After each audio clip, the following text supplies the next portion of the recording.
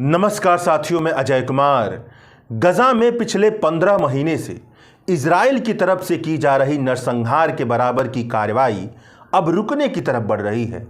तकरीबन हजारों फिलिस्तीनियों को मौत के घाट उतार देने के बाद और लाखों फिलिस्तीनियों को घायल कर देने के बाद और पूरे गजा को तबाह कर देने के बाद अब सीज फायर यानी युद्ध विराम की संभावनाएं तैरती हुई दिखाई दे रही हैं।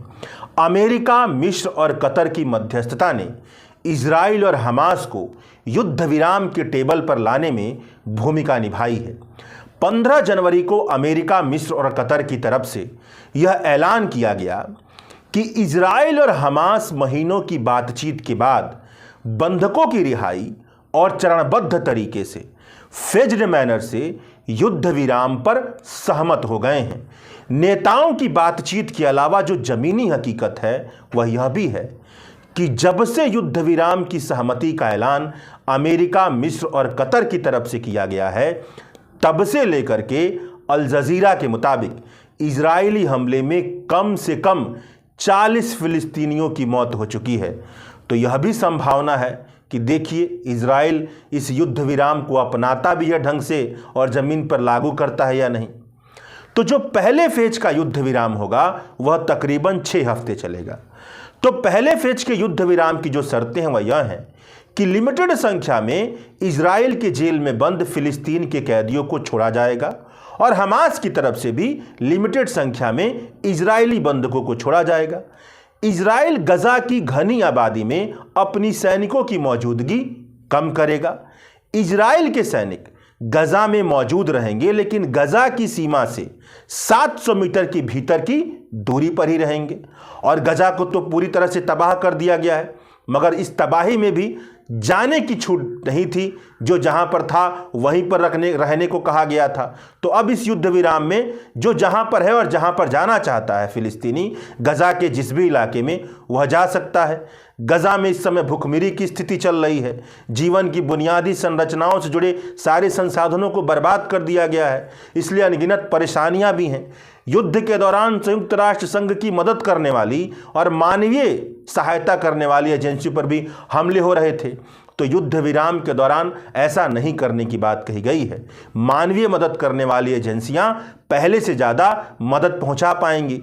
उत्तरी गजा तक मानवीय मदद करने वाली एजेंसियों की प्रतिदिन 600 ट्रक जाने की अनुमति दी गई है।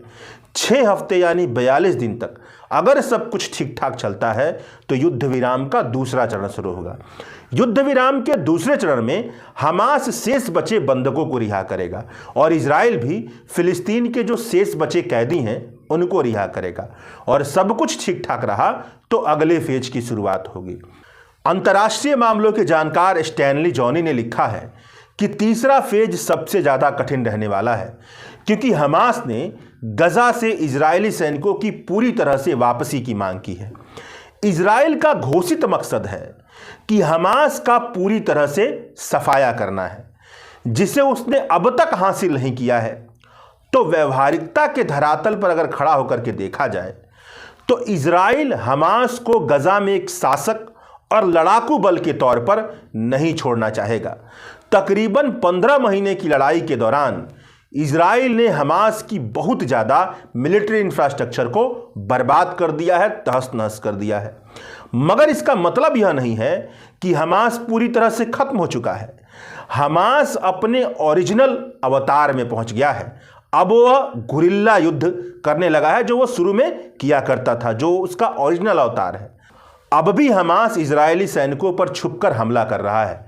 United states secretary of state Blinken का अनुमान है कि हमास ने उतने नए फाइटरों को फिर से रिक्रूट कर लिया है जितने फाइटर उसने गंवाए थे। इस तरह की स्थिति इजराइल के लिए द्वंद्व भरी चुनौती पेश करती है। अगर इजराइल युद्ध खत्म करने और गजा को पूरी तरह से छोड़ने की डील कर लेता है तो हमास उसके लिए कठिनाई के तौर पर मौजूद रहेगा।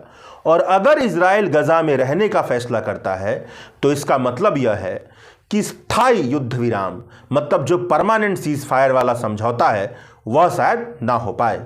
मगर मौजूदा वक्त में इस समय हमास और इजराइल की तरफ से सीज फायर के 2 फेज पर फोकस किया जा रहा है। इजराइल बंधकों को वापस लाना चाहता है और हमास लड़ाई से राहत पाना चाहता है, और जो भूखमरी और अकाल की स्थिति पैदा हो रही है वहां पर मानवीय मदद पहुंचाया जाना संभव बनाया जा सकता है। सब कुछ ठीक ठाक रहता है तो गजा में शासन कौन करेगा? इस प्रश्न का भी कोई स्पष्ट जवाब नहीं है। जानकारों का एक धड़ा कह रहा है कि युद्ध विराम को लेकर के बहुत ही ज्यादा अस्पष्टता है, क्लियरिटी ढंग से नहीं है। इसीलिए सब कुछ स्पष्ट करने के लिए युद्ध विराम की शर्तों को अच्छी तरीके से लिखित रूप में जारी करना चाहिए और गारंटी भी देना चाहिए। गंभीर बात तो यह है कि इजराइल किसी भी तरह की ऐसी गारंटी नहीं दे रहा है जिससे यह निष्कर्ष निकाले कि अगर पहले फेज का युद्ध विराम ढंग से काम करता है तो उसके बाद भी इजराइल की तरफ से हमला नहीं किया जाएगा। तो इस तरह की तो बातें हो नहीं रही हैं। जैसे ही डील हुआ हमला जारी है। एक और महत्वपूर्ण बात यह है कि युद्ध विराम की शर्तों पर इजराइल के कैबिनेट में वोटिंग होना बाकी है। वोटिंग के बाद ही युद्ध विराम की शर्तों पर इजराइल की सही स्थिति मालूम पड़ेगी। इजराइल के कैबिनेट में प्रधानमंत्री बेंजामिन नेतन्याहू समेत ऐसे कई नेता हैं जो युद्ध विराम जैसी किसी संभावनाओं पर पहले बहुत ही अनर्गल किस्म की बातें कर चुके हैं, और ऐसी बातें कर चुके हैं जैसे वो मन से नहीं चाहते कि युद्ध विराम हो, वह सफाया चाहते हैं। इसलिए मुश्किलें आ सकती हैं। युद्ध विराम की शर्तें जमीन पर लागू होंगी या नहीं लागू हो पाएंगी, और आने वाले भविष्य में गजा का क्या हाल होगा? क्या गजा के लोगों को अपने दुख से आज़ादी मिल पाएगी? इन प्रश्नों का जवाब इजराइल की तरफ से गजा में जो तबाही मचाई गई है वहां पर मौजूद है। 7 अक्टूबर 2023 से लेकर के अब तक इजराइल के गजा में किए गए नरसंहार से 20 लाख की आबादी वाला तकरीबन पूरा गजा तबाह हो चुका है। 47,000 से ज़्यादा फिलिस्तीनियों की मौत हो गई है। 1,10,000 फिलिस्तीनी घायल हैं। यह सब तो वह आंकड़े हैं जो छापे जा रहे हैं, और आंकड़े लेने का जो काम था वह बहुत पहले ही छोड़ दिया गया। मतलब अगर जब सच्चाई आएगी तो संभव है कि मरने वाले और घायल होने वाले की संख्या बहुत बड़ी हो सकती है। पिछले 15 महीने में इजराइल ने लंबे समय से कैद में रहे फिलिस्तीनी क्षेत्र गजा पर लगातार इस तरह से हमला किया है कि वह किसी प्रलय में बंजर और तबाह हो चुकी जमीन में बदला हुआ नजर आता है। इजराइल की सेना ने सिस्टमैटिक ढंग से हर उस बिल्डिंग पर बमबारी की है, बुलडोजर चलाया है और आग से जला दिया है जहां पर उसकी नजरें पड़ी हैं। गजा के तकरीबन ज़्यादातर स्कूल, 80% से ज़्यादा स्कूल, सभी विश्वविद्यालय, सभी अस्पताल, उसके स्वास्थ्यकर्मी, सभी पुस्तकालय, सब कुछ बर्बाद किया जा चुका है। मस्जिद से लेकर चर्च तक बर्बाद किया जा चुका है। गजा की 70% कृषि क्षेत्र को बर्बाद किया जा चुका है। मतलब भुखमरी का होना तय है, स्वाभाविक है। अप्रैल 2024 में वर्ल्ड बैंक और संयुक्त राष्ट्र संघ की संयुक्त रिपोर्ट के मुताबिक कम से कम 75% टेलीकम्युनिकेशन के इंफ्रास्ट्रक्चर, 92% सड़कें, 90% मशीनरी बर्बाद की जा चुकी है। ऑक्सफैम के मुताबिक गजा के ईंधन और बिजली पर नाकेबंदी के चलते इजराइल को चलाने वाला पूरा का पूरा सिस्टम बर्बाद हो गया है। एक तरह से कहा जाए तो गजा के पूरे समाज का विनाश कर दिया गया है। इजराइल ने गजा के केवल भूदृश्य को ही नष्ट नहीं किया है, उसके भूचरित्र को ही नष्ट नहीं किया है, बल्कि इजराइल के सामाजिक, सांस्कृतिक, बौद्धिक, भौतिक, आर्थिक, राजनीतिक हर तरह के ताने बाने को हमेशा हमेशा के लिए मिटाने की कोशिश की है। जिन लोगों से मिलकर के एक समाज अपनी बुनियादी प्रगति और समृद्धि को हासिल करता है, उनमें से ज़्यादातर लोग मारे जा चुके हैं। प्रोफेसर, शिक्षक, डॉक्टर, इंजीनियर, स्टूडेंट, रिसर्चर, कलाकार, पत्रकार, इस तरह के जितने भी पेशे होते हैं जिनकी वजह से एक समुदाय, एक समाज, एक देश खुद को रचता है, उन पेशों से जुड़े हुए ज़्यादातर लोग मारे गए हैं। अब आप खुद ही अंदाज़ा लगा लीजिए कि जिस समुदाय का हाल ऐसा होगा वह अपने दुखों से कब आज़ाद हो पाएगा। उसके पुनर्निर्माण में 5 साल लगेंगे, 10 साल लगेंगे या अनगिनत साल लगेंगे। अल जजीरा पर एक रिपोर्ट छपी है जिससे यह पता चलता है कि गजा के कुछ लोग युद्ध विराम की संभावना पर खुश हैं। तो कुछ लोगों ने अपनी ज़िंदगी जीने की उम्मीद ही तोड़ दी है।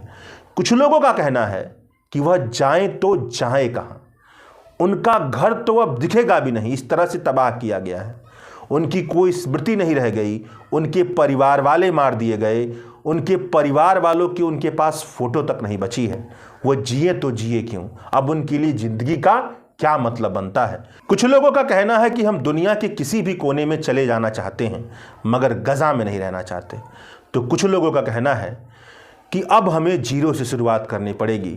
हमारी ज़िंदगी का ज़्यादातर हिस्सा जीरो से स्टार्ट करने में ही बीत जाता है। हम हर दिन हारेंगे मगर पीछे नहीं हटने वाले। शुक्रिया।